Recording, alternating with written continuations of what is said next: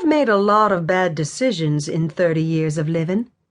Like when I was 8 and I decided to run away from home with nothing more than the clothes on my back, peanut butter crackers, and my pink Schwinn bicycle with a flat front tire. And the time when I was 16 and decided it was a good idea to lose my virginity at an outdoor Metallica concert. And then there was the time I was 19 and decided I could make it to Atlanta on a quarter tank of gas if I kept the air conditioner off. There are other examples, but I won't bore you with the details. Obviously, my judgment has gotten worse as I've grown older, because those bad decisions are nothing compared to the one I was about to make. "Hey, Queen of Denial, you're up." I gave the bouncer guarding the stage entrance my haughtiest glare, sucked in my corseted stomach, tossed my head so the black wig I wore shifted uncomfortably on top of my scalp, and flicked my cat-o'-nine-tails hard enough to leave a welt on my thigh. It was all in the attitude, and if I had anything to do with it, the foxy lady would never be the same after Addison Holmes made her debut. The music overwhelmed my senses, and the bass pumped through my veins in time with the beat of my heart. The lights stung my eyes with their intensity, and I slunk across the stage Marlene Dietrich style in hopes that I wouldn't fall on my face. Marlene's the epitome of sexy in my mind, which should tell you a little something about me. I'd run into a little problem lately, and let's just say that anyone who's ever said money can't buy happiness has obviously never had the need for money. My apartment had a date with a wrecking ball in 60 days. And there was this sweet little house in town I wanted to buy, but thus far the funds to buy it hadn't magically appeared in my bank account. I could probably make a respectable down payment in 3 or 4 years, but I had payments on a 350Z Roadster that were killing me, yoga classes, credit cards, a new satellite dish that fell through my roof last week, an Underwear of the Month Club membership to pay for, and wedding bills that were long past overdue. My bank account was stretched a little thin at the moment.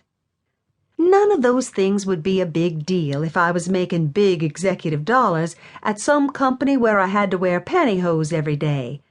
But I teach 9th grade world history at James Madison High School in Whiskey Bayou, Georgia, which means I make slightly more than those guys who sit in the toll booths and look at porn all day, and slightly less than the road crew guys who stand on the side of the highway in the orange vests and wave flags at oncoming traffic. Since I'd rather have a bikini wax immediately followed by a salt scrub than have to move home with my mother, I declared myself officially desperate. And desperation leads to all kinds of things that will haunt a person come Judgment Day, like stripping to my skivvies in front of men who are almost as desperate as I am. The beat of the music coursed through my body as I twirled and gyrated. The lights baked my skin and sweat poured down my face from their heat. Something tickled my cheek.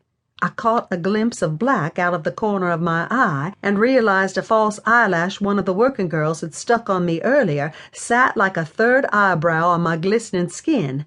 I swiped at it nonchalantly, but it wouldn't budge.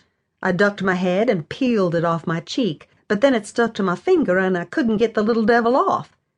I shimmied down to my knees and knelt in front of a portly man with rosy cheeks and glazed eyes that spoke of too much alcohol.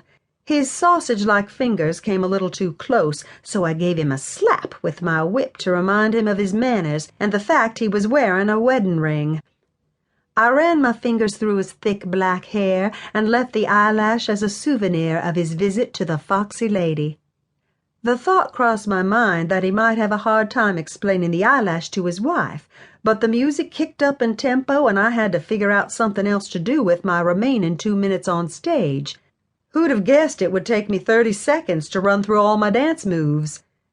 The arches of my feet were screaming, and I almost laughed in relief when I saw the poles on the far side of the stage. I could spin a few times on the poles and hang upside down a few seconds to take the pressure off my feet. Besides, I watch TV. Men always seem to go crazy for the girls dancing with the poles.